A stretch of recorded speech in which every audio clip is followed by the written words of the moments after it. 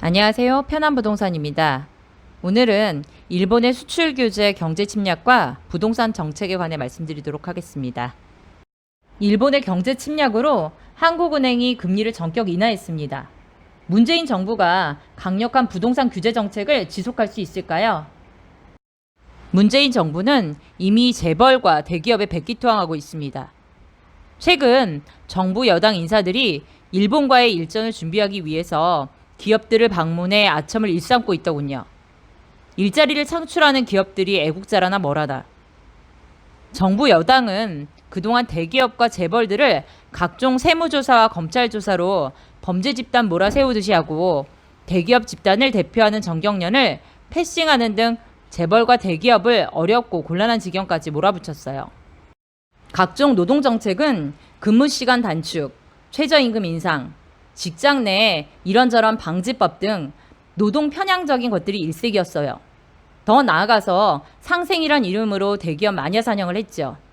중소기업이 어려운 현실이 모두 대기업들의 탓인 양 몰아세운 것입니다. 좀 뜯어볼게요. 대기업들과 재벌들이 갑질한 것은 사실이에요. 근데 한국 정부 수립 이후 갑질의 진술을 보여온 것이 항상 정부 아니었어요? 그게 중소기업이든 대기업이든 정부와 여당의 권력 아래 맘 편히 기업한 사람이 몇이나 되겠어요? 군 정부 때는 온갖 명목으로 기업과 경영자들로부터 삥 뜯어간 것이 정부 권력이었잖아요. 김영삼 씨 문민정부 이후에 그게 뭐 달라졌어요? 아마 정부와 정치권의 금전적, 비금전적 혜택을 제공한 모든 기업들을 적폐청산으로 법대로 처벌한다면 몇 개의 기업이 살아남을까요? 현 정부는 어떨까요? 지금은 떳떳하고 때묻지 않은 듯 싶지만 다음 정권이 법의 잣대를 엄격히 들이대면 쉽지 않을 거예요. 기업체를 하는 자든 개인 사업을 하는 자든 또 하다못해 자기 애를 보는 아이 엄마도 법대로 적용하면 법법자 아닌 사람이 없을 거예요. 아이 엄마의 하루를 녹화하고 아동학대죄를 엄격하게 적용하면 어찌 될까요? 글쎄요. 노회찬 의원 같은 분도 또 노무현 대통령 같은 분도 법의 잣대를 엄격히 들이대면 곤란한 지경에 처할 수밖에 없었잖아요. 본인들은 떳떳하셨다 해도 그 가족과 측근들까지 파고들면 말해서 무엇할까요? 법이 직업인 율사들도 갑론을박 후에 판사들이 결정한 대로 하고 판사들도 갑론을박 3번을 재판하는 법을 아이 키우는 엄마가 알면 얼마나 알고 또 식당 하는 가게 주인은 얼마나 알겠어요. 기업체를 운영하는 기업가들은 뭐 별다를까요?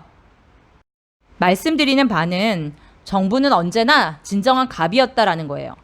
그런데 그 진정한 갑이신 분들은 국제적인 더 큰 갑을 만나면 그동안 신나게 갑질하다가 태도를 돌변해서 그동안 갑질을 당하던 을들에게 애국하라고 호소를 해요. 몽골 침입 시에 고려는 노비들로 구성된 군대에게 대몽항전을 하도록 했어요. 갑질하고 폼 잡던 엘리트들은 섬으로 도망치고요. 그게 조선시대의 병자호란 때 달랐어요? 임진왜란 때 달랐어요? 일본이 경제 침략을 감행하겠다고 선전포고를 하니까 그동안 갑질을 하시던 분들께서 대기업을 방문해서 재벌과 대기업은 구분돼야 하고 대기업은 일자리를 창출하기 때문에 애국을 행하는 주체라고 합니다.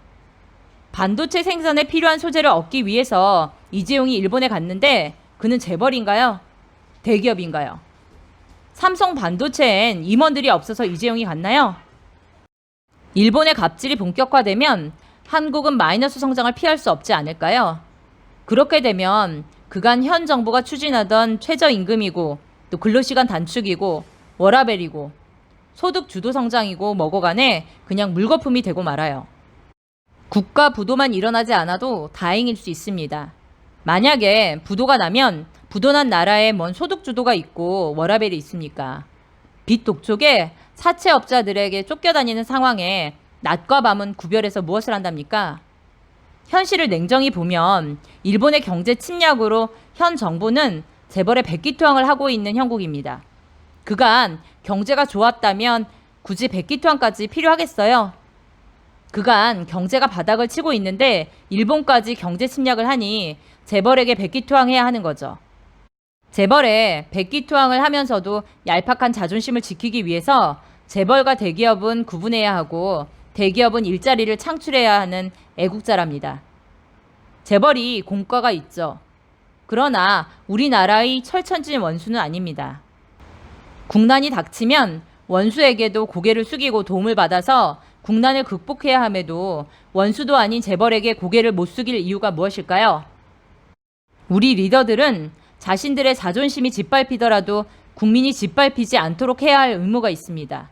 우리 국민들이 다시 위안부가 되도록 강제징용자가 되도록 생체실험 대상자가 되도록 할 거면 리더하지 마세요. 그 자리에 왜 있습니까?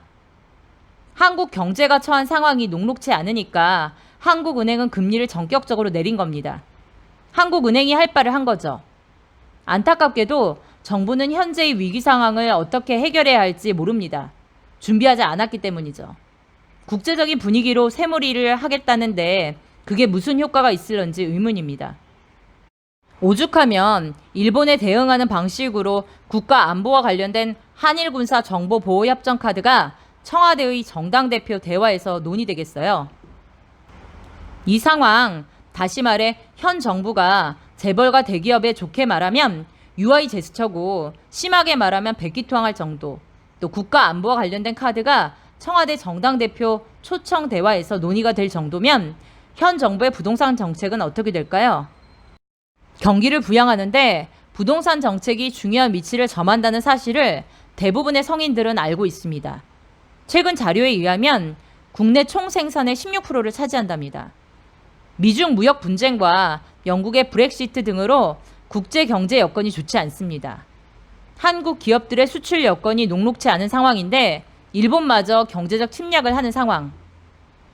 현 정부는 최저임금 인상, 근로시간 단축, 소득 주도 성장 등의 정책을 추진해서 기업들의 생산 원가를 증가시킴으로 인해서 수출을 어렵게 만들기는 잘했어요. 그런데 기업들이 수출하기를 어렵게는 만들어 놓고 수출을 증가시킬 묘수는 기업들이 알아서 생산성을 높여보라고 했어요. 정부는 생산성을 향상시키는 방법이 뭔지도 모르고 방향도 제시할 수 없이 살아남으려면 너희 기업들이 알아서 해라, 이 방식이었던 거죠. 이제 개별 기업들은 일본의 경제적 침략에 속수무책 당해야 할 상황이고 이를 극복하기 위해서 각자 도생해야 하는 상황입니다. 현 정부의 이런저런 지원책은 큰 실효성이 없을 거예요. 정부 정책이 만들어지고 또 예산이 만들어지고 이것이 국회를 통과하고 집행까지 이루어지려면 대체기술 개발이 끝날 때까지는 되려나요? 나눠먹기식 지원으로 집행이 제때 이루어진다고 해도 효과가 있을지는 의문이고요. 하여튼 현 정부에게도 발등에 떨어진 불이기는 한가 봅니다. 그러나 현 정부가 국민들에게 약속한 최저임금, 소주성, 근로시간 단축 등등의 정책을 후진시켜 되돌려 놓을 수는 없는 상황입니다. 그거 되돌리려면 다음 정권 창출이 어려워질 테니까요. 그렇다고 수출을 늘릴 방안은 없잖아요. 방안이 있었다면 2%대 경제 성장을 하고 있겠어요? 현 정부가 할 수 있는 일이 뭐가 있을까요? 부동산과 건설 경기 부양 빼면 현 정부의 경기 부양 카드는 없습니다. 경기 부양이 아니라 내년 마이너스 성장을 막을 수 있는 유일한 카드가 아닐까요? 그런데 그동안 국민들에게 계속 집은 투자의 대상이 아니라 거주의 대상이라고 주구장창 이야기하다가 이제 와서 경기 부양이 다급해지니까 부동산 사세요 하고 박근혜 대통령 시절 또 최경환 장관처럼 주장할 수는 없잖아요. 그럼 어떤 방식을 취할까요? 지금 대기업에 방문해서 재벌과 대기업을 구분하고 대기업은 일자리 창출이니 애국을 한다고 하잖아요. 어떤 말장난이 나올지 기대해 보자고요. 결론은 부동산 경기 부양과 건설산업 지원책일 거예요.